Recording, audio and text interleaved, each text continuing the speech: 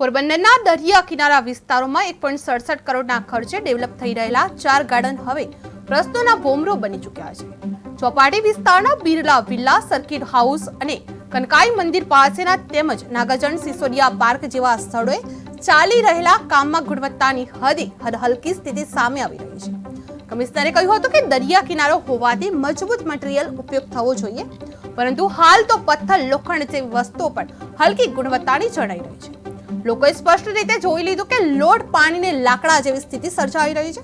બે જુદી જુદી એજન્સીઓ દ્વારા કામ ચાલે છે અને કેટલીક પાસે તો ગંભીર રીતે નબળા મટીરીયલના પુરાવા મળી રહ્યા છે।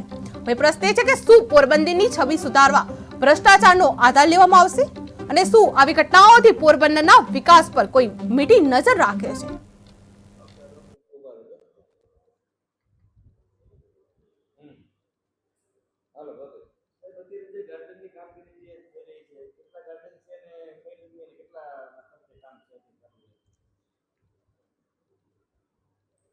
પોરબંદર શહેરમાં બંદર રોડ ખાતે 4 ગાર્ડન જે આવેલા છે, એમાં કનકાઈ માતાજીના મંદિર પાસેનું ગાર્ડન, બીજો વિલાની સામે આવેલું ગાર્ડન, ત્રીજો લોર્ડ્સ હોટલની સામે આવેલું ગાર્ડન અને ચોથો નાગાર્જુન સિસોદિયા ગાર્ડન।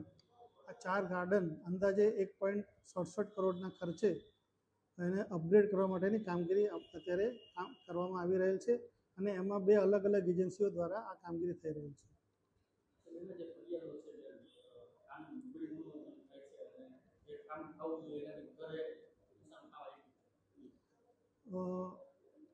આ જે ગાર્ડન્સ આવેલા છે એ દરિયા કિનારાની નજીક આવેલા છે, એટલે એમાં જે આપણે મટીરિયલ વાપરવાના છીએ,